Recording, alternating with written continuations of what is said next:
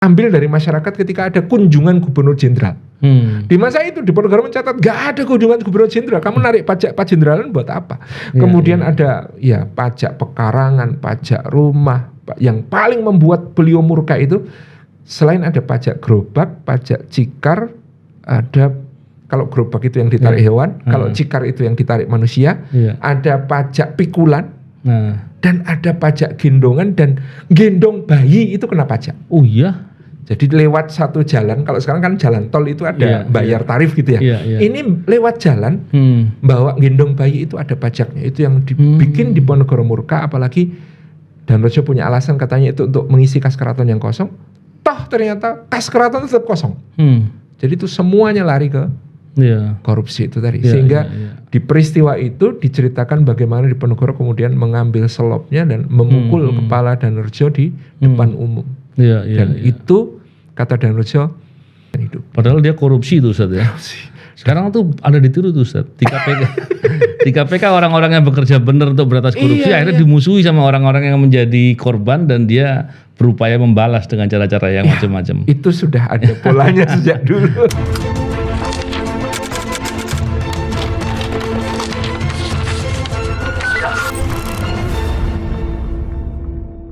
Bismillahirrahmanirrahim. Assalamualaikum warahmatullahi wabarakatuh.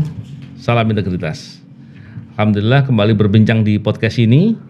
Kali ini kita membincangkan terkait dengan masalah korupsi dan hal-hal lain terkait dengan kemanusiaan.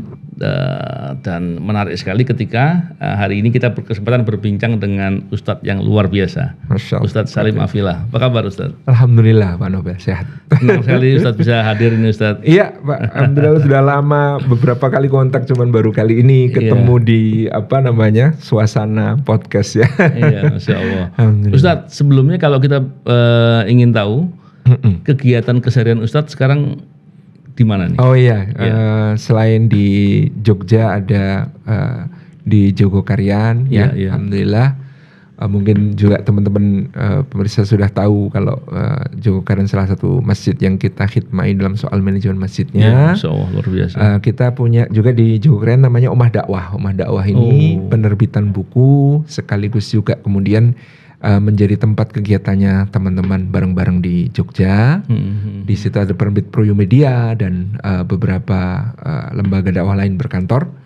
Kita juga di situ di Jogokarian juga kita punya Omah Kebaikan. Omah Kebaikan ini menjadi salah satu program dan sekaligus juga menjadi kantor dari Baitul Mal Merapi Merbabu. Nah, Baitul Mal Merapi Merbabu ini support sebagai support dari pesantren masyarakat Merapi Merbabu yang juga binaan kami di lereng Merapi Merbabu, tepatnya di Kecamatan Sawangan, Kabupaten Magelang. Meskipun kalau dusun-dusun binaannya itu ada di Kabupaten Boyolali selain di Kabupaten Magelang.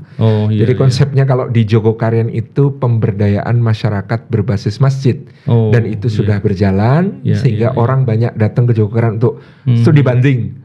Seperti apa sih cara masjid memberdayakan masyarakat dengan manajemen yang baik gitu ya. Alhamdulillah kami di pesantren masyarakat Merapi Merbabu di lereng Merapi Merbabu ini mencoba mengembangkan satu konsep percontohan tentang pemberdayaan masyarakat berbasis pesantren. Gimana itu Ustaz? Jadi pikiran saya sederhana Pak Novel. Kita ini di antara aset umat yang kita punya di Indonesia ini yang pertama masjid, yang kedua pesantren. Betul. Masjid ketika kemudian dikelola dengan baik, dikelola manajemennya dari pemetaannya, kemudian ke pelayanan kepada jamaahnya, sampai pemberdayaannya itu akan sangat memberikan dampak positif kepada masyarakat sekitar, dan itu sudah dilakukan oleh Masjid Jogokarian. Artinya dengan Masjid Jogokarian yang skala kampung, kita ini selalu ingin menyemangati bahwa ini loh Masjid Jogokarian yang skala kampung cuma 4 RW, 18 RT, 890 kepala keluarga bisa melakukan hal seperti ini. Masjid-masjid lain yang lebih besar tentu lebih bisa lagi memberikan dampak positif kepada masyarakat. Nah, di pesantren masyarakat Merapi Merbabu juga sama. Kita ingin mencoba untuk menjadikan pesantren ini sebagai pusat pemberdayaan masyarakat. Maka alhamdulillah kami sekarang punya sekitar 50 dusun binaan. di sekitar lereng Merapi Merbabu, yang kemudian santri-santri kami berkhidmat setiap akhir pekan, kemudian menghidupkan TPA TPQ yang mengikuti kegiatan masyarakat, berbaur dengan masyarakat, ya bisa bergabung dengan arisannya, bergabung dengan kalau ada yang lagi membangun rumah, bergabung kalau ada yang lagi punya hajatan, menikahkan anak, gitu ya. Kemudian kita juga menginisiasi program pinjaman tanpa riba, sekarang nasabahnya 1.100 kepala keluarga. Kemudian kita juga punya program menggandeng para rois modin kaum pemuka agama di dusun-dusun untuk bergandeng tangan bersama. Kita support mereka dengan materi-materi dakwah, kita support mereka dengan kafalah, sekaligus bisa mensupport mereka untuk bisa berkurban di kampungnya setiap tahun untuk menjadi contoh gitu ya. Kemudian santri-santri ini kita juga bekali dengan namanya Pancajiwa. Kurikulum kita namanya Pancajiwa. Al-Quran sebagai jiwa hidupnya. Jadi salah satu kurikulum dasar kita adalah Quran. Kemudian dakwah sebagai jiwa pengabdiannya. Mereka dididik bukan cuma untuk menjadi para penghimpun khasanah ilmu, tapi menjadikan ilmu itu dengan kesadaran ini ada tanggung jawabnya untuk disebarkan di tengah masyarakat. Yang ketiga, kesetiakawanan, kerelawanan sebagai jiwa kesetikanan sosialnya. Jadi mereka siap terjun ke daerah-daerah bencana. Alhamdulillah kami punya beberapa proyek kerelawanan, termasuk kemarin di gempa Cianjur kita sampai ngirim santri itu sampai 5 gelombang. Jadi berganti-ganti untuk bertugas menghidupkan dapur umum, menghidupkan musola-musola darurat, TPA-TPA darurat, sekolah-sekolah darurat dan lain sebagainya. Kemudian Pancajiwa yang keempat itu kewirausahaan sebagai jiwa kemandiriannya. Jadi di pesantren kami ada homestay dikelola santri, ada warung kopi dan teh dikelola santri, ada laundry dikelola santri, ada toko besi dan bangunan dikelola santri, ada farm dikelola santri dan sebagainya. Yang kelima, kemasyarakatan sebagai jiwa pergaulan. Jadi mereka berbaur di tengah masyarakat, bersama dengan masyarakat. Nah, maksud kami adalah skala kami pesantren kecil, kita cuma ada sekitar 200 santri dalam 4 program. Nah, jadi ada Makda namanya Madrasah Al-Quran Dakwah Wirausaha itu level SMP SMA, ada PPDIM program pengkaderan dai dan imam masjid itu level Ma'had Ali S1, kemudian ada program pengkaderan dai Quran itu untuk menyiapkan guru-guru tahfidz Al-Quran. Kebutuhan pesantren lain ternyata banyak guru Quran, jadi kami bikin program itu. Dan PBD Nisa program pengkaderan dai dan wanita solihah itu untuk penyiapan daiyah perempuan gitu ya. Itu dengan 200 santri ternyata kita bisa punya dampak positif untuk sekitar 50 dusun binaan. Dengan itu kami bisa membayangkan insya Allah kalau pesantren-pesantren punya kesadaran yang sama untuk memberikan dampak positif pada masyarakat di sekitarnya. Kita bisa membayangkan seperti apa dahsyatnya Indonesia. Masjidnya berdaya, pesantrennya berdaya. Jadi kita mengenalkan konsep pesantren social responsibility. Jadi pesantren itu juga punya tanggung jawab sosial, bukan cuma perusahaan yang punya tanggung jawab sosial. Begitu. Menarik sekali Ustadz. Yang pertama saya melihat di situ ada kepedulian. Kepedulian ini modal penting Ustadz. Memang kalau kita lihat saya sering membayangkan begini Ustadz. Seandainya ada orang yang lulus dari suatu pendidikan atau sekolah, dengan sarjana selevel apapun lah, tapi dia tidak punya kepedulian, maka ilmu yang dia miliki akan gagal dia akan gunakan untuk menjadi problem solving. Kenapa? Karena dia sulit untuk memotret persoalan. Betul. Ini yang menarik sekali. Tadi kalau Ustadz ceritakan masalah kepeduliannya luar biasa. Dan yang kedua, saya melihatnya begini Ustadz. Orang seringkali fokus dengan pendidikan untuk mendapatkan ilmu pengetahuan. Padahal poin terpenting adalah bagaimana akhlak, bagaimana karakter. Karena ternyata karakter itu modal terbesar untuk menjadi sukses. Dan apalagi tadi ada kemandirian, kewirausahaan dan banyak lagi yang lain. Biasa kali. Karena kami ini otokritik untuk kita sendiri. Saya punya forum dengan para pengelola pesantren-pesantren tahfidzil Quran. Dan mereka menyampaikan evaluasi terkait alumninya. Misalnya, ternyata ada banyak alumni pesantren tahfidz Quran lulus, dia tidak tahu mau ngapain. Ada Quran di dalam dirinya, tapi dia berhadapan dengan masyarakat, dia gagap. Betul. Dia tidak menyadari bahwa adanya Quran dalam dirinya adalah berarti tanggung jawab besar untuk kemudian mengubah masyarakat. Karena Quran itu turun untuk mengubah masyarakat, bukan untuk sekedar menjadi hasanah hafalan, tetapi untuk mengubah. Nah, itu yang kemudian otokritik kita kepada pesantren-pesantren tahfidz diantaranya adalah apakah kita selama ini salah memotivasi anak-anak kita ini, santri-santri kita ini, sekedar memotivasi mereka untuk punya hafalan yang dengan itu kelak di akhirat akan memakaikan mahkota dari cahaya yang lebih terang dari matahari kepada orang tuanya, memakaikan pakaian yang sangat indah di dalam surga pada orang tuanya. Apakah sampai di situ? Nah, ini yang kemudian perlu kita kuatkan. Jadi Quran itu bukan tujuan. Betul. Hafal Quran itu bukan tujuan, itu sarana. Kamu dididik supaya hafal Quran, yang dengan hafal itu agar kamu lebih mudah membaca Quran. Betul. Orang lain harus cari mushaf, kamu nggak perlu. Dengan kamu hafal Quran supaya kamu lebih mudah untuk memahami. Orang lain harus baca-baca kitab-kitab terjemah tafsir, terjemah ini, terjemah itu. Kamu bisa memahami dengan pemahaman yang kamu dapatkan bekalnya dari pondok. Dengan kamu hafal Quran supaya kamu lebih mudah untuk mengamalkan Quran. Orang lain mengamalkan mungkin tanpa dalil sehingga kemudian niat mereka tidak sempurna, pahalanya tidak sempurna. Tapi karena kamu tahu Quran, kamu tahu apa yang sedang kamu lakukan itu sesuai dengan Quran atau tidak. Dengan itu kamu pahalanya utuh sempurna karena niatmu utuh sempurna. Dan dengan Quran di dalam dirimu, harusnya kamu harus mendakwahkan Quran lebih daripada yang lain. Ini otokritik yang kemudian kami terjemahkan di antaranya adalah dengan di pesantren kami kurikulumnya menjadi kurikulum terpadu tadi, Pancajiwa yang harus adik-adik santri ini kemudian asah. Jadi meskipun santri kami ini dari seluruh Indonesia, dari Sabang sampai Merauke ada, terutama malah dari daerah seperti Maluku Utara, dari daerah Papua, dari kemudian juga dari Jambi, dari pedalaman-pedalaman, ada yang dari Takengon. Ini kita wajibkan tetap harus bisa bahasa Jawa karena di lingkungan pesantren kita. Jadi paling tidak mereka bisa berinteraksi dengan masyarakat, bisa memahami seperti apa kondisi masyarakat. Dan kewirausahaan ini kemudian kita berikan kepada mereka sebagai bekal, mereka siap untuk kemana saja tanpa tergantung kepada orang lain, tanpa menengadahkan tangan kepada orang lain. Saya mengatakan, kalian gak tersinggung, gak marah. Ada hafalan Quran dihargai cuma bensin gratis. Kalau saya marah, kalau saya tersinggung, ada Quran dihargai cuma makan gratis di satu restoran. Kalau saya marah, kalau saya tersinggung, bukan itu yang kita cari. Yang kita cari ini adalah bagaimana dengan Quran itu kalian mengubah masyarakat itu, yang dari orangnya kikir berubah menjadi orang yang sadar zakat, yang dari orang memiliki harta yang banyak dia gunakan untuk dunia, dia gunakan untuk berjuang di akhirat. Itu yang harus diubah. Dari orang yang kemudian dia meminta-minta menjadi orang yang kemudian memberi. Kalau yang bawa Quran mentalnya juga minta, celaka kita gitu.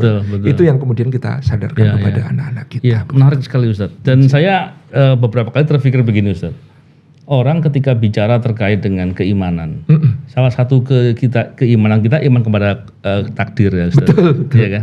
Salah satu yang Allah takdirkan selain dari kematian, jodoh, satu lagi rezeki. Betul, Masya Allah. Seringkali kalau kita bilang soal rezeki, orang selalu mengatakan banting tulang biar dapat rezeki banyak, untuk kerja keras, padahal nggak selalu seperti itu. Betul. Kalau kita memahami bahwa berbuat kebaikan, melakukan sesuatu kepada masyarakat untuk membantu, karena itu suatu kebaikan yang jadi ibadah. Kalau rezeki Allah pasti yang ngatur. Betul. Kalau fokusnya ke sana luar biasa seperti yang Ustaz sampaikan tadi. Sehingga orang tidak selalu melulu melakukan sesuatu itu karena tuh dapat uang. Apalagi sekolah. Iya betul. Apalagi pendidikan. Gitu. Jadi kita itu membayangkan ketika Ibrahim alaihissalam menggambarkan hubungannya yang begitu mesra dengan Allah di dalam surat Asy-Syu'ara itu. Salah satu yang dia katakan, setelah alladzi khalaqani fahuwa yahdin, Allah yang menciptakan aku, maka dia yang memberi petunjuk kepadaku. Kalimat keduanya adalah waladzi huwa yut'imuni wa yasqin, dan Allah itulah dia, pakai penegasan, dia yang memberi aku makan dan memberi aku minum.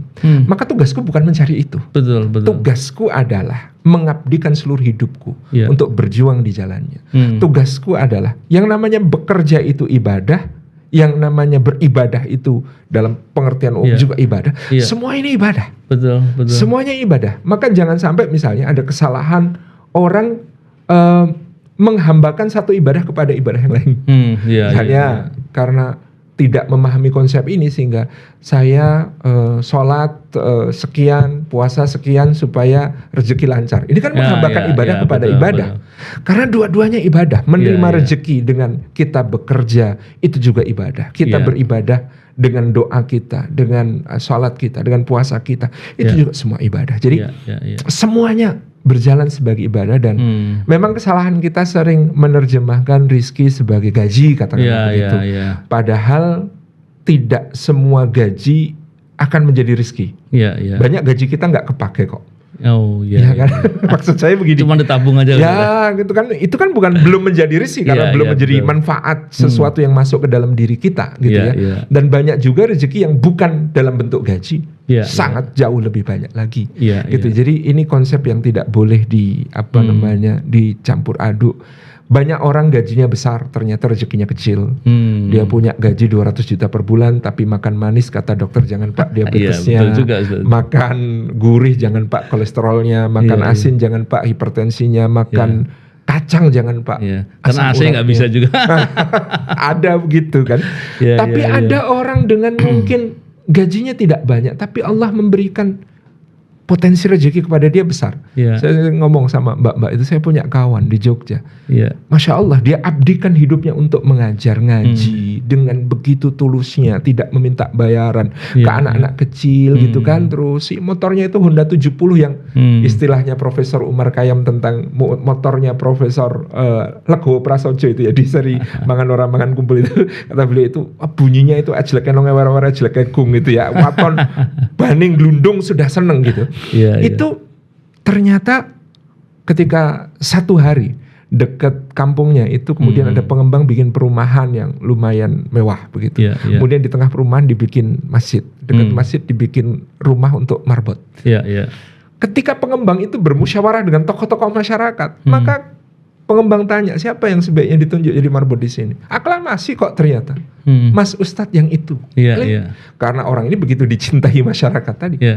Ditempatkan di situ. Ada cerita ketika ditempatkan di situ ngajar ngaji, ngimamin sholat, masya Allah kegiatan masjidnya jadi sangat semarak. Dia kemudian satu hari pinjam mobil kepada salah satu pemilik perumahan di situ. Ada mobil mewah dipakai untuk kegiatan masjid. Ternyata yang punya mobil ketagihan. Mas Ustadz, kapan mobil saya dipakai lagi? Kalau habis dipakai Mas Ustadz itu kayak wanginya beda terus nyaman gitu-gitu. Tetangganya protes, jangan mobil dia terus Pak Ustadz, mobil kami kapan dipakai? Tetangganya protes lagi, dijadwal Mas Ustadz, ini Senin, ini Selasa, ini Rabu. Itu bagian rezeki Ustadz ya? Dari sisi rezeki kan pakai. Dia tiap hari ganti mobil. Setiap hari ganti mobil untuk kegiatan masjid dia khidmahkan. Sementara para pemilik mobil dan rumah-rumah mewah di perumahan ini pergi ke kantor bekerja, naik sepeda sesuai anjuran dokter. Kita kadang-kadang kan Allah itu kalau mengatur rezeki itu sesuatu yang sangat penting untuk kita renungi. Jadi kadang-kadang saya kan dulu di pesantren diajarkan kita ini harus merasa betapa Allah itu mengatur rezeki kita sangat-sangat istimewa. Nasi, sambal kecap, kerupuk. Itu saya di pesantren kan sangat sering makan yang begitu. Nasi sambal kecap kerupuk. Coba direnungkan. Nasinya itu untuk saya makan nasi hari itu Allah memerintahkan, bukan saya yang nanam padi, petani. Dan ternyata kalau kasus Indonesia bukan sembarang petani, petani Vietnam. Petani di Vietnam diperintahkan untuk nanam padi supaya saya bisa makan nasi. Dia yang menyiangi rumput, dia yang mengasih pupuk, dia yang memberikan perawatan sampai manen. Kita nggak tahu siapa yang manen, siapa yang naikin ke truk gitu ya, siapa yang ngeringkan, siapa yang upload ke kapal gitu ya. Kemudian di kapal diangkut masuk ke Tanjung Priok, kita nggak tahu siapa yang nurunin, masukin ke truk lagi, dan kita juga nggak tahu siapa yang terima komisi impornya kan. Ada semua itu ya, luar biasa itu untuk sekedar nasinya, baru nasinya. Itu belum kerupuknya. Bikinan Tasikmalaya. Tapi tepungnya ternyata datang dari Cina dengan perjalanan yang sangat tidak mudah, dengan berliku-liku. Kemudian sambal kecapnya itu bahannya kedelai. Kedelainya ternyata datang dari Amerika. Impor semua dari Amerika. Masya Allah itu butuh berminggu-minggu mengarungi Pasifik untuk sampai ke Indonesia untuk jadi kecap di sambal kecap saya. Satu-satunya yang lokal itu cabai. Cabainya saja benihnya tidak lokal sebenarnya gitu kan. Itu cabai. Kemudian garam ternyata bukan dari Madura tapi dari Australia katakanlah begitu.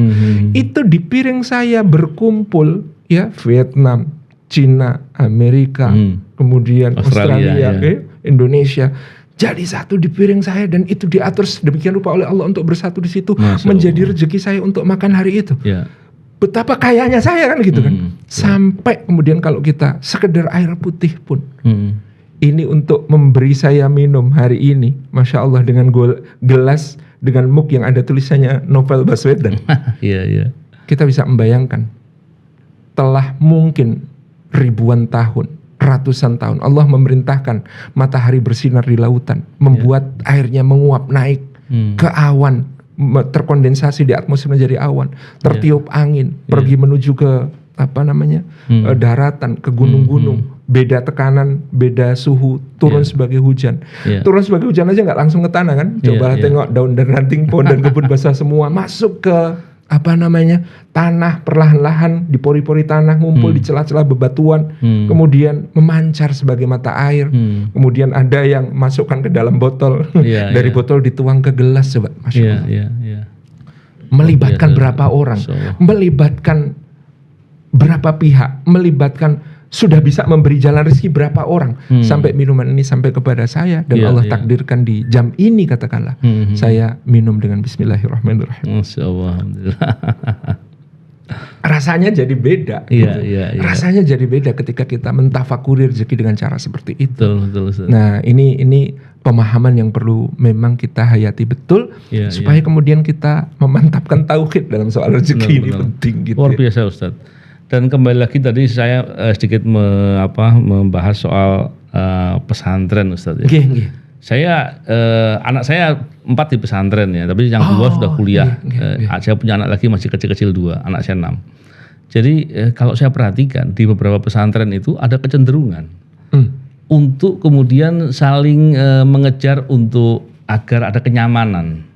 Akhirnya biaya pesantren jadi tinggi. Ini menjadi problem lah. Padahal kalau kita lihat dari pendidikan ya, kalau saya melihat mestinya pendidikan itu nggak bisa terus mau dibikin nyaman-nyaman begitu, nggak bisa. Betul. Ada suatu perjuangan, ada suatu pengorbanan yang dilakukan, ada sesuatu yang dilakukan dengan sungguh-sungguh, dan itu nggak bisa dengan cara enak-enakan gitu, Ustaz. Saya menarik sekali dengan yang Ustaz tadi yang di pesantren yang di Magelang itu. So anak-anak saya yang nanti yang laki-laki saya pengen juga tuh bisa sekolah.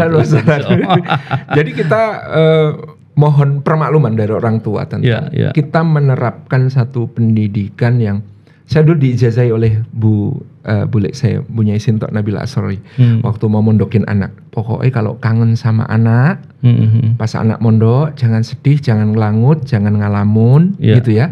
Tapi langsung baca doanya Nabi Ibrahim ketika meninggalkan Siti Hajar dan Ismail di Mekah. Rabbana inni askantu min dzurriyyati biwadin ghairi dzi zar'in 'inda baitikal muharram. Rabbana liyuqimus shalah faj'al afidatan minan nasi tahwi ilaihim warzuqhum minats tsamarati la'allahum yashkurun. Surah Ibrahim ayat 37. Di situ itu doa tapi juga konsep pendidikan. Gimana, Ustaz? Itu doa tapi juga konsep pendidikan. Duhai Rabb kami, sesungguhnya aku menempatkan sebagian dari antara keturunanku di lembah tak bertanaman.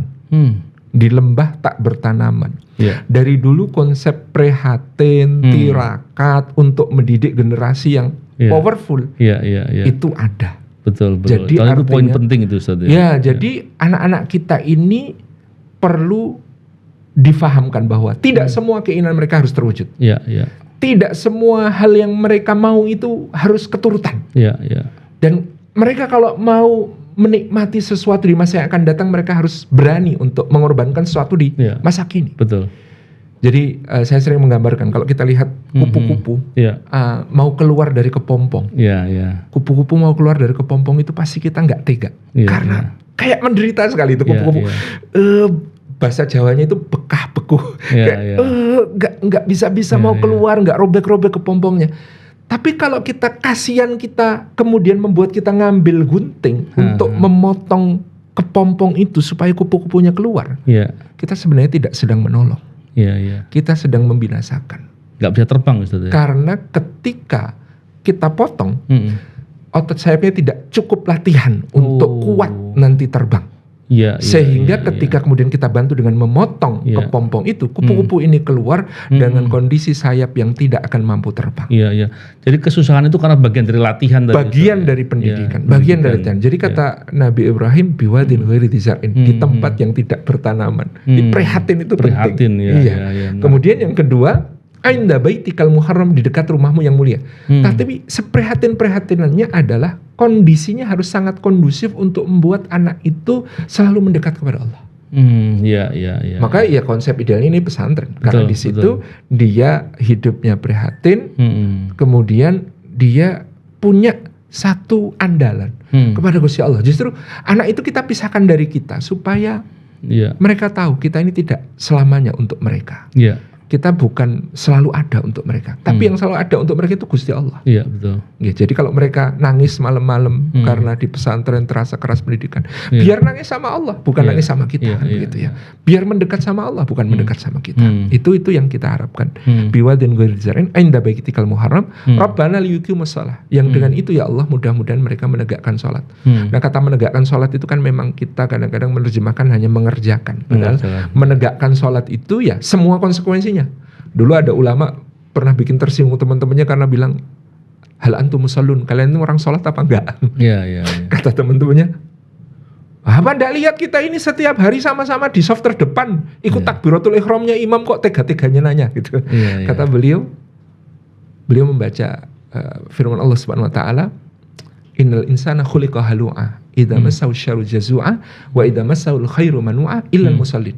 Sesungguhnya manusia itu diciptakan dalam keadaan berkeluh kesah lagi kikir. Berkeluh kesah kalau mendapatkan masalah, kikir kalau mendapatkan nikmat. Kecuali orang yang sholat. Pertanyaannya, apakah kita sudah tidak berkeluh kesah ketika ada masalah dan tidak kikir ketika dalam nikmat? Itu yang disebut sebagai orang sholat. Itu dengan konsekuensi berikutnya, menjaga diri dari dosa, meyakini surga neraka, meyakini hari akhirat pembalasan, takut kepada azab, janji amanah dijaga dan seterusnya. Itu kan konsekuensi dari sholat itu kan luar biasa. Itu yang kita harapkan pendidikan pesantren arahnya ke situ. Jadi membuat mereka menyadari konsekuensi sholat yang sangat besar bagi karakter mereka. Kemudian faj'al afidatan minan nasi tahwi ilaihim, maka jadikanlah banyak orang itu hatinya merunduk untuk menyayangi mereka. Jadi kita jadi orang tua itu jangan justru berlebih-lebihan mencintai anak yang akan membuat anak tidak disayang oleh orang lain. Justru kemudian kalau kita berlebihan menyayangi anak kita, itu orang lain tidak ingin ikut menyayangi anak kita. Tetapi ketika kemudian kita menjadikan anak kita ini siap untuk berinteraksi dengan siapapun, dengan dewasa, dengan akhlak mulia, dengan baik, maka yang mencintai mereka banyak. Kita tidak perlu khawatir meninggalkan mereka dijaga Allah dan sama manusia pun baik. Masya Allah, ini luar biasa sekali. Yang berikutnya warzuqhum minas samarati, memang soal gizi ini ada kata Nabi Ibrahim, dan anugerahilah rizki mereka dari buah-buahan.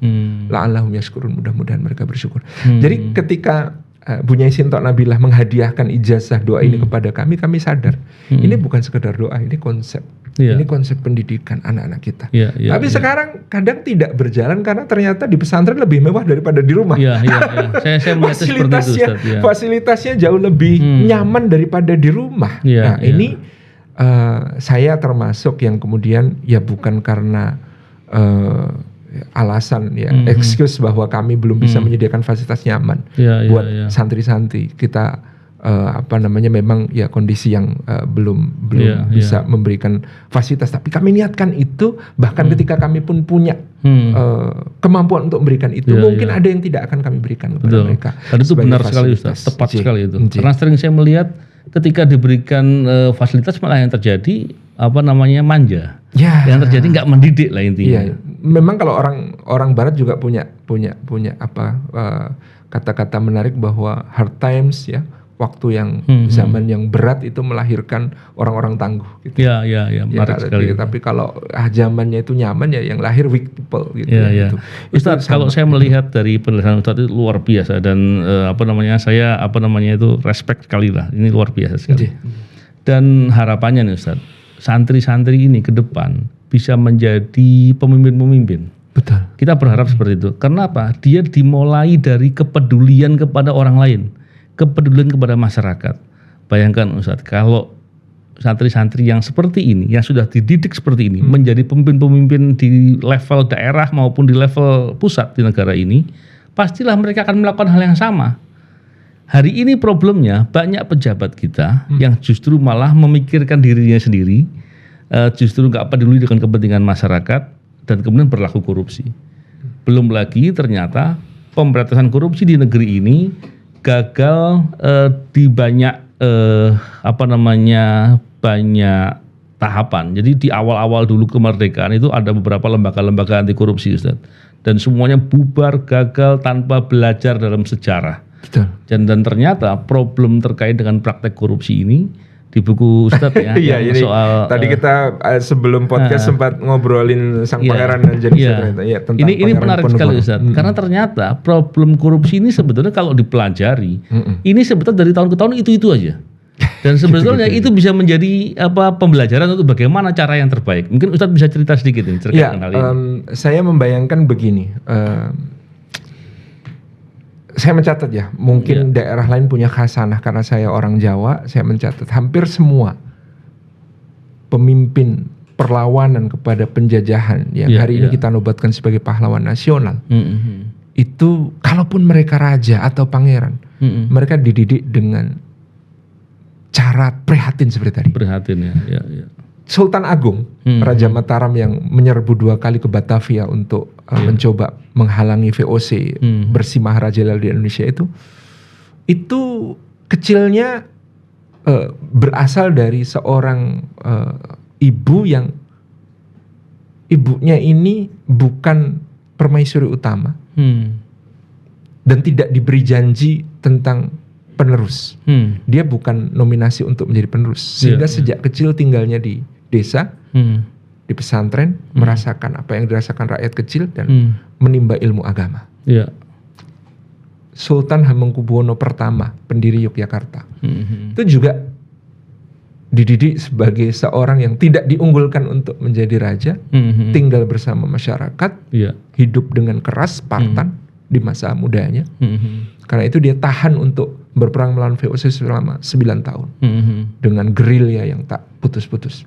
Di Ponorogo sama, keluar dari keraton meskipun dia putra raja, cucu raja, cicit raja, itu di sebuah waktu itu masih pedesaan yang namanya Tegalrejo, diasuh oleh nenek buyutnya. Dari kecil mengalami hidup yang tidak mudah, hidup yang berat. Hamengkubuwono IX sejak usia 3 tahun sudah diindekoskan oleh ayahnya yang adalah Hamengkubuwono VIII bahkan ke keluarga Belanda dengan pesan, kamu kutitipkan ke keluarga Belanda supaya kamu bisa berpikir dan tahu cara berpikirnya orang Belanda supaya kelak bisa menghadapi mereka. Jadi hampir semuanya mengalami masa di mana mereka dididik dengan kehidupan yang tidak mudah itu. Dan orang-orang yang saya sebut ini terbukti integritasnya sampai akhir masa perjuangan mereka. Termasuk misalnya Hamengkubuwono IX yang memilih mengundurkan diri ketika presiden yang didampinginya mulai ada tanda-tanda tidak on the track gitu. Itu saya kira menjadi cermin buat saya bahwa santri-santri seperti ini bisa menjadi salah satu harapan kita di masa akan datang. Kadang-kadang ada hal kecil sebagai seorang pengasuh pesantren itu yang membahagiakan dan bikin haru. Kemarin Mas Ali ini yang hadir juga, salah satu tim dapat WhatsApp dari seorang pemilik toko, yang toko itu ada di samping sebuah kolam renang di Magelang. Mas, ini santri-santri pesantren masyarakat Merapi Merbabu habis renang di kolam renang sebelah, kemudian datang ke toko kami, baris, rapi, antri, ngambil dengan begitu santun, semuanya ndak ada yang uraan, ndak yang rame. Ketika bayar kami bilang, oh ini santrinya Ustaz Salim ya, kita gratiskan. Enggak bu, mboten. Kemudian dengan bahasa Jawa halus mereka tetap bayar, nggak mau digratiskan. Kemudian pamit dengan baik-baik. Itu kan sesuatu yang simple, tetapi bagi saya itu mencerminkan, mudah-mudahan ini harapan saya tentang bagaimana mendidik mereka untuk menjadi sesuatu yang bermakna di masa yang akan datang buat hidup mereka itu. Ada satu poin yang saya bisa centang di dalam proses pendidikan mereka. Nah, tentang mental korupsi itu sama usianya dengan bagaimana kemudian tadi kita melahirkan pahlawan-pahlawan, kita juga melahirkan pengkhianat-pengkhianat dalam sejarah bangsa kita, termasuk tadi yang kita ceritakan tentang Danurjo, Patih Danurjo Japan yang ketika itu menjadi Perdana Menteri Kesultanan Yogyakarta, yang salah satu event yang paling menentukan dalam sejarah perlawanan Pangeran Diponegoro itu ketika Pangeran Diponegoro selaku Wali Sultan Hamengkubuwono V. Jadi beliau itu diangkat menjadi wali bagi keponakan beliau yang naik tahta di usia yang sangat kecil, sangat muda. Karena menjadi wali sultan, beliau punya akses tentang catatan keuangan kenegaraan dan kemudian itu diperiksa di hadapan umum. Patih yang menjalankan administrasi kerajaan ini kemudian ditanya tentang berbagai pajak yang luar biasa. Dia ada pajak peniti namanya zaman itu. Pajak peniti itu untuk menghitung atau sensus zaman kita sekarang. Jadi sensusnya itu dengan cara disuruh bayar gitu ya. Jadi dari jumlah uang yang terkumpul itu bisa dihitung jumlah penduduknya berapa. Dan itu dipungut 3 tahun berturut-turut. Masa sensus tiap tahun? BPS kita aja nggak begitu. Itu zaman di tahun 1820-an. Kemudian ada pajak pajendralan. Pajak pajendralan itu diambil dari masyarakat ketika ada kunjungan gubernur jenderal. Di masa itu Diponegoro mencatat gak ada kunjungan gubernur jenderal. Kamu narik pajak pajendralan buat apa? Kemudian ada pajak pekarangan, pajak rumah. Yang paling membuat beliau murka itu selain ada pajak gerobak, pajak cikar, ada kalau gerobak itu yang ditarik hewan, kalau cikar itu yang ditarik manusia, ada pajak pikulan, dan ada pajak gendongan, dan gendong bayi itu kena pajak. Oh iya? Jadi lewat satu jalan, kalau sekarang kan jalan tol itu ada bayar tarif gitu ya. Ini lewat jalan, bawa gendong bayi itu ada pajaknya. Itu yang dibikin Diponegoro murka, apalagi Danurjo punya alasan katanya itu untuk mengisi kas keraton yang kosong. Toh ternyata kas keraton tetap kosong. Jadi itu semuanya lari ke korupsi itu tadi. Sehingga di peristiwa itu diceritakan bagaimana Diponegoro kemudian mengambil selopnya dan memukul kepala Danurjo di depan umum. Dan itu kata Danurjo tidak akan saya lupakan. Penghinaan yang seperti tidak akan saya lupakan, dan hari ini saya akan menjadi mitra, sahabat, dan bahkan pesuruhnya siapapun yang bisa membantu saya untuk menghancurkan dan menyengsarakan hidup Diponegoro sepanjang hidup. Padahal dia korupsi tuh Ustaz ya. Sekarang tuh ada ditiru tuh Ustaz. Di KPK. Di KPK orang-orang yang bekerja benar untuk beratas korupsi akhirnya dimusuhi sama orang-orang yang menjadi korban, dan dia berupaya membalas dengan cara-cara yang macam-macam. Itu sudah ada polanya sejak dulu. Menarik nih Ustaz, diskusi sama Ustaz ini akan panjang sekali. Masya Allah. Nanti kita akan atur waktu lagi Ustaz. Semoga bisa diskusi lagi. Kita tunggu juga hadir ke Jogja. Oh siap Ustaz, insya Allah. Kita tunggu hadir ke pesantren untuk berbagi pengalaman dan juga inspirasi buat santri-santri kami. Siapa tahu di antara santri kami nanti aja yang jadi Jaksa Agung atau jadi jadi Kapolri. Siapa tahu. Insya Allah. Dan tentunya kita ini berharap Indonesia bisa belajar sejarah yang lebih detail. Saya mengistilahkan kalau belajar sejarah biar ditangani teman-teman sarjana sejarah, pakar sejarah. Kalau kita belajar dari sejarah. Belajar dari sejarah. Iya, betul. Dengan begitu kita tidak salah ya Ustaz ya, tidak salah berbuat kesalahan yang sama seperti waktu-waktu yang sebelumnya. Betul. Terima kasih Ustadz. Semoga Ustadz semakin dimudahkan oleh Allah dan keberkahan selalu bagi Ustadz. Terima kasih. Salam integritas. Assalamualaikum warahmatullahi wabarakatuh. Waalaikumsalam.